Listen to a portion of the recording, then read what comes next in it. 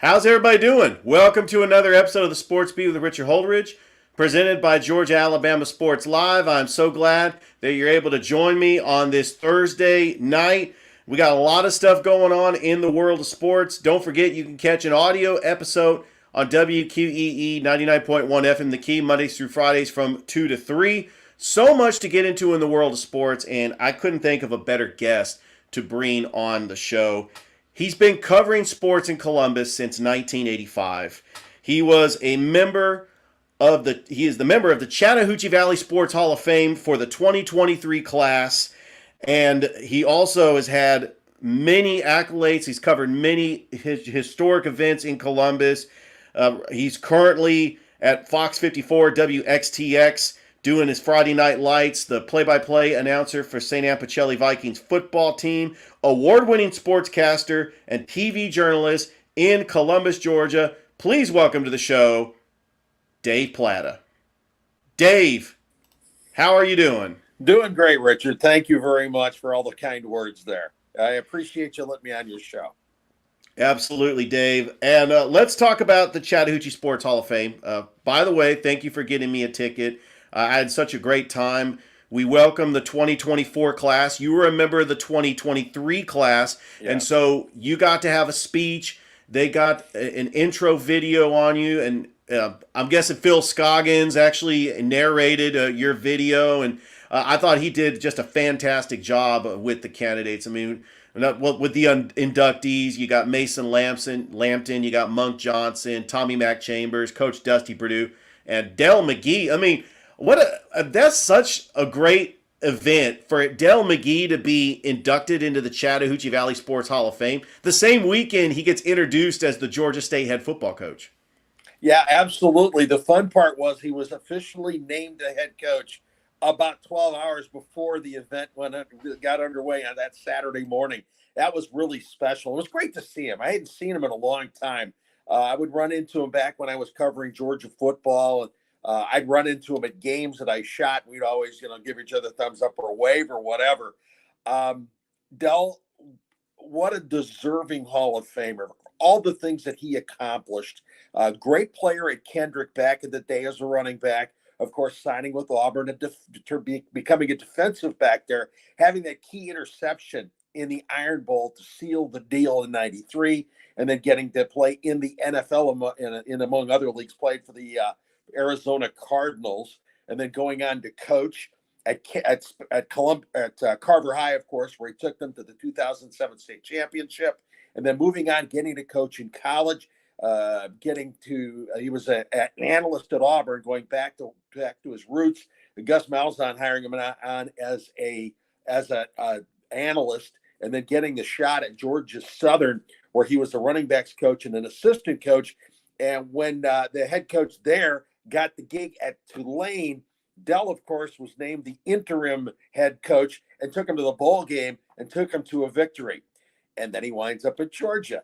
And I joked with him before the induction ceremony that of all the coaches on the coaching staff at Georgia, including Kirby, he had the best winning percentage out of all of them, 1,000.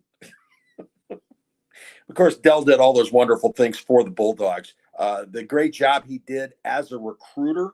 I mean, those national championships do not happen without Dell McGee and his talents at recruiting, getting guys there, letting the guys know that they're cared for, that the coaching staff and him in particular care about their futures and care about their development as a football player and as a man. That was a large part of Kirby Smart putting together that incredible program and putting together those back-to-back national championships. And that's a pretty good headliner out of the five. And I mean, all five very deserving. Oh, absolutely. I mean, I ran into Monk Johnson at the Hardaway Holy Innocents Episcopal game for the Elite Eight. By the way, he does have a relative who plays for Hardaway. I shook his hand, congratulated him on getting to the Hall. Hardaway was in the state championship yesterday. I mean, basketball really has been great. I cannot. There hasn't been a time since I've been in Columbus, Dave, and I've been in Columbus since 2015. I mean, we've had our champions. I mean, you've covered a lot of basketball champions, including the Jordan boys, that incredible run that Coach Hicks had at Kendrick from 2004 when they went to multiple Final Fours from 2004 to 2014.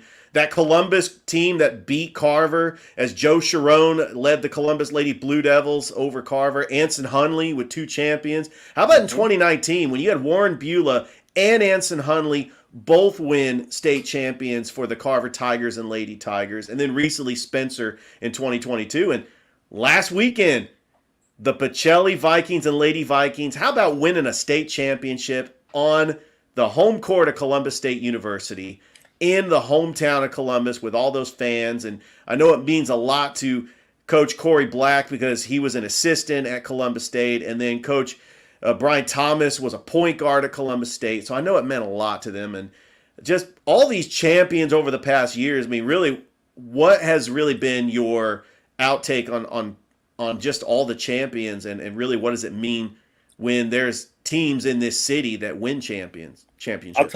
Well, what we have is we've got some great coaches there. They've got coaches that are teaching their kids how to win, how to actually not just win, but how to play the game and they're teaching them growing up how to be good men, good women, how to act, react, how to succeed, and how to react to failure and turn those failures into successes. I mean, the sweep of the Vikings, the boys team and the girls team winning the state championships there at CSU, was that beautiful or what? Of course, you had the Glenwood girls winning their state championship, AISA. Dusty Perdue, who went into the Chattahoochee Valley Sports Hall of Fame a week or two after winning another championship. He's won a dozen championships now in both boys basketball, girls basketball, and in girls softball as coaches.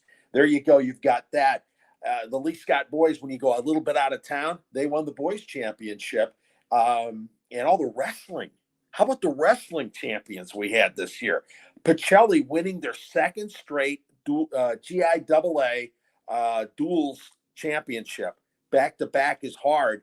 And then Columbus High, they went through things big time. At the traditional meet, you had 4 state champions on that team. You had Carter Dixon at 120, you had Mason Persons at 126, and brothers, Mason Secoy and Tyler Secoy at 165 and 190, winning their championships and taking Columbus High as a team in the traditional tournament, winning by 30.5 points, an overwhelming victory for the Blue Devil wrestling program.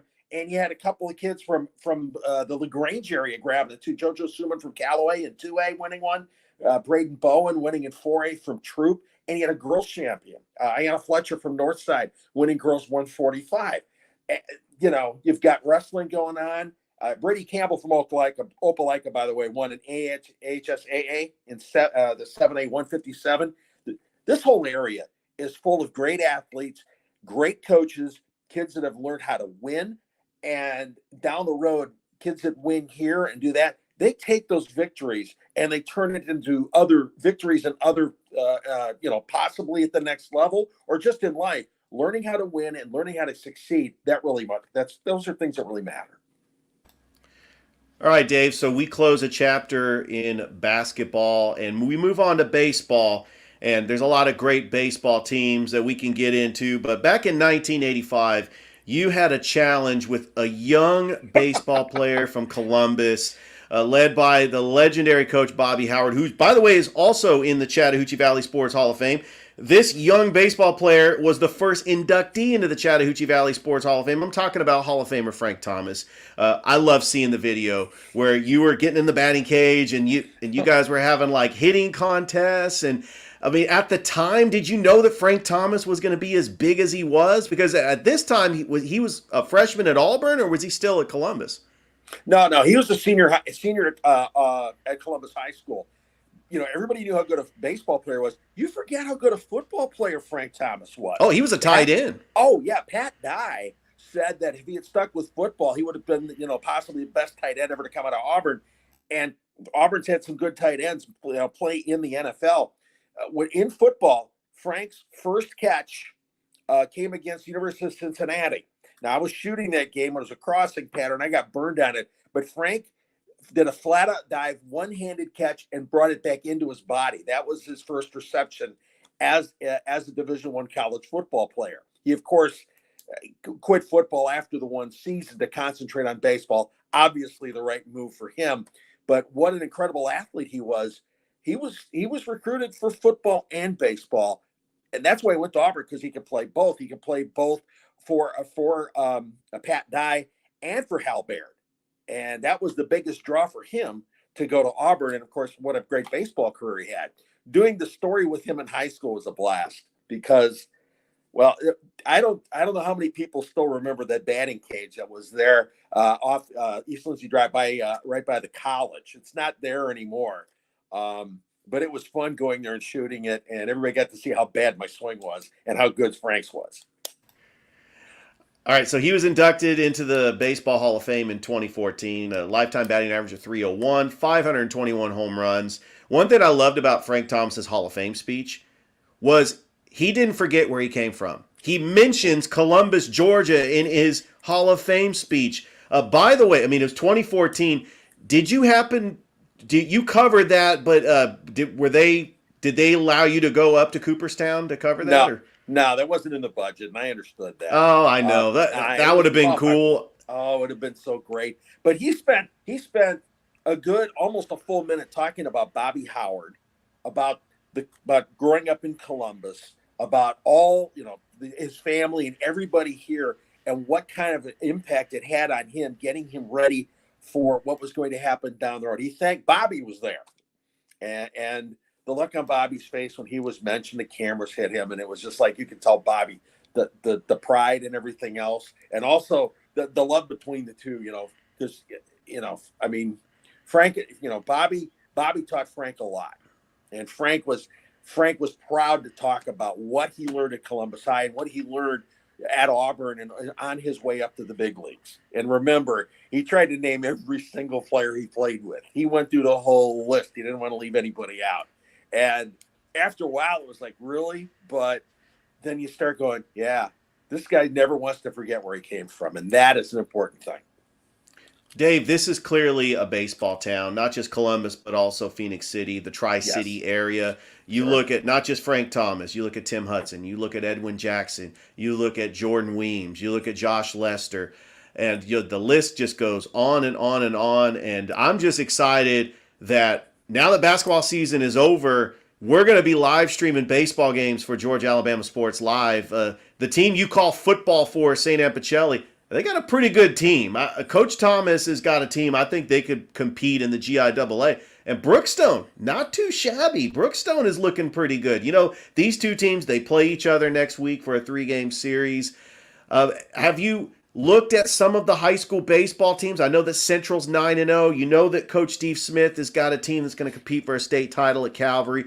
Columbus with Coach Mathis getting to the Elite Eight last year. I mean, what are you looking forward to, like, when it comes to high school baseball here in the Tri-City area?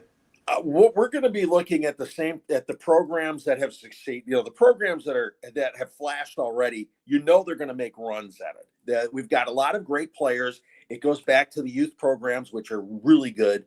The proof is in the success that they've had, that these programs have had over the past. Well, I mean, I've been here since '85, right? And Columbus High winning a dozen state championships over the years, and you've got Northside winning theirs. I mean, I expect to see a couple of state champions coming out of here. I really do, and programs on the rise. There's always been a lot of great talent here. There's, I mean, you mentioned you went through the whole laundry list of guys. There's also the Rasmuses. There was the number of players from here.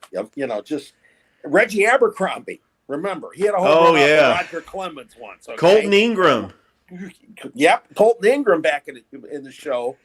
Jason Rogers, who was at Columbus State, played for the Pirates and for the Brewers. Yeah, see, there've been a couple of guys come through here, and there's more coming. Yeah, we didn't even mention Glenn Davis, who's not really originally from Columbus, but his wife lived here, and now he's a councilman and Yep. two-time All-Star for the Houston Astros. Dave, as you know, I love baseball. There is going to be a little bit of break this summer. We're not going to have the Chattahoochee or the Monsters, but we get ready for minor league baseball in 2025. I had you on the show earlier, about a month ago, talking about minor league baseball in Columbus. But Dave, I'm going to give you the floor to talk about your website because right now, with everything that's been going on, I mean, pretty much everybody knows about your situation. I'm going to go ahead and throw up that graphic, but Dave, the floor is yours to talk about your website, how people can donate, because I know it is very costly with legal fees, but the floor is yours. All right. On the website, I'm trying to have a little bit of fun with it, right? We've been talking about the baseball, about what we can look for. I'll be breaking down things we're going to be looking for with with the Braves coming to town, what we have to do as a city, the things we need to look out for, the cautions that are the caution flags that are going to be flying for this, because there are things that have to be done. We have to be involved with this to make sure it goes well. We have to be active and we have to be participants in this. We cannot sit on the sidelines while all the things are being done. We have to be vocal and let know what's going on. Now, I'm going to be throwing that in there too, because as you know, I'm going through a legal battle. I lost my job 2.5 years ago. I was fired because I refused to submit to a mandate to get the COVID shot. I applied for a religious exemption. It was denied fairly summarily. I was fired, and at that point, the legal process began. On my website, daveplatta.com, on the website, which I'm in the process of redoing and trying to get a better look to it right now. It's not completely finished, but it's finished enough to where you can see what's going on. There are tabs in there that go into the whole story, into what's going on, the evidence that I'm bringing forth on what is happening. What the lawsuit I have going now is a religious discrimination lawsuit. And the legal process is long, and the legal process is massively expensive. We have to touch all the bases. And going through that, the legal system, the costs for instance, we're in what's known as the discovery phase. In the discovery phase, we're getting evidence that has to be given to us. We also have to provide it to Gray Communications, Gray Television, the other side. They want to know certain things. We need to know certain things as well. We'll be interviewing people. We have to take depositions and everything else. The cost of this is thousands and thousands of dollars. And quite frankly, I need help with this. I need a lot of help with this. Now we're getting to the really, really expensive stuff. And I hate asking for money like this. I really do. But here's the thing. What was done should not have happened. A mandate like this is basically illegal. There's law against it. And of course, it's still being adjudicated. There are questions, but it is what it is.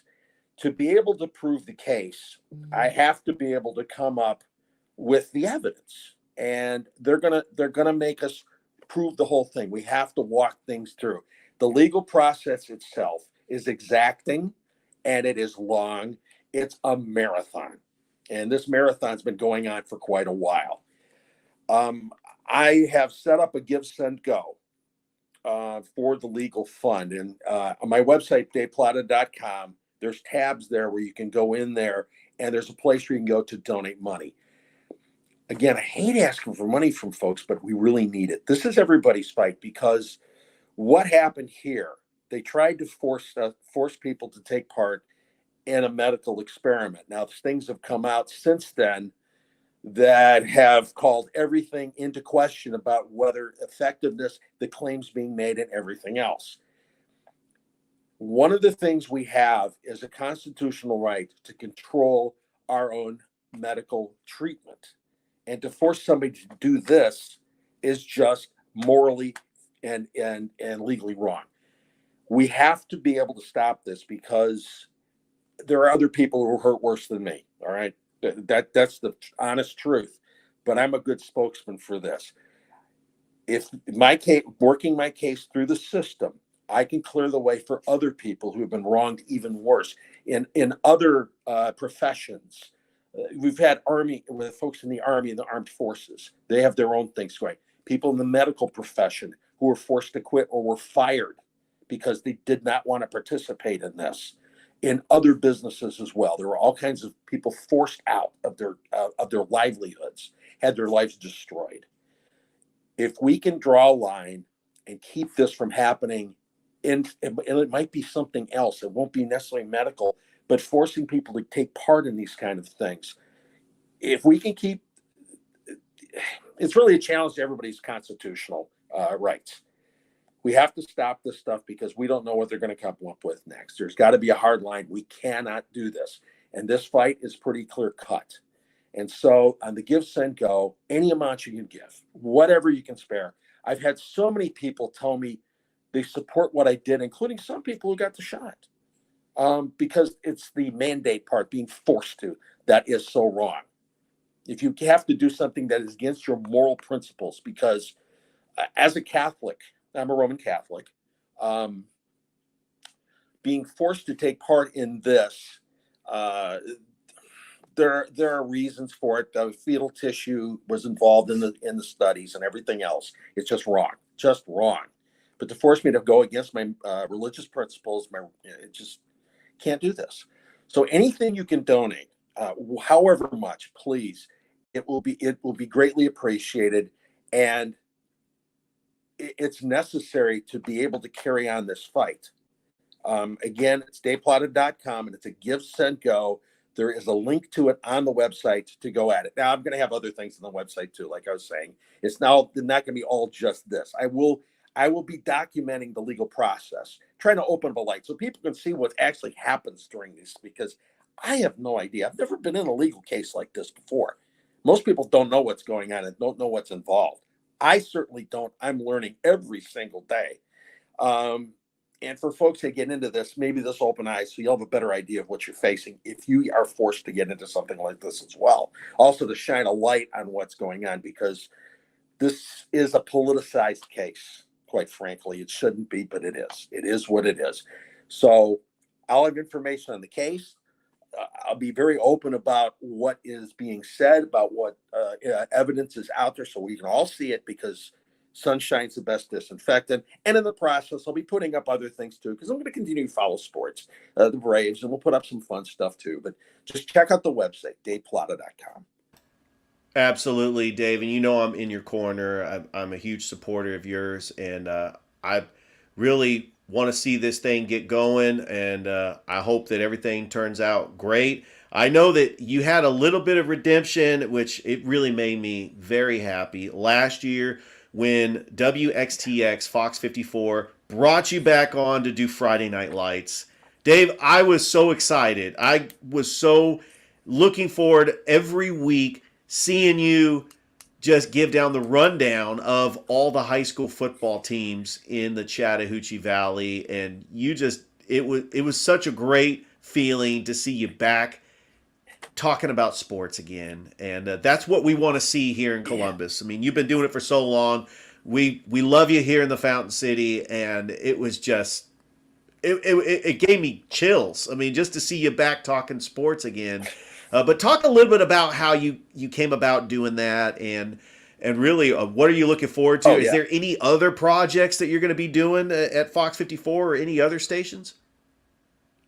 We're going to see how this all works out. Now, here, again, let's go into how I got into it. Now, I am currently working at Tires First, the tire shop on 5451 Miller Road in Columbus, the largest tire shop in town. We got great deals. Come see me. I have to mention that. Mark Morrison and Wes Hargrove are the owners. And basically what I was doing, the previews for high school football, it was basically commercial. It was sponsored by Tires First and Glenn Smith Chevy GMC out in Opelika. They were paying for me to go on there and talk about high school football. So I was kind of selling tires without mentioning tires. But it was a blast because, back into familiar territory here. and Mark and Wes have been very, very supportive for everything I'm doing because, I'm working for them now and I'm enjoying it. It's a great place to work. It's a place, I have my own reputation, to uphold, and I'm working with people that care too. And all the folks I work with are great. And I'm learning a lot about the tire business, and I'm helping people. So it's a wonderful thing, and I'm getting to do that.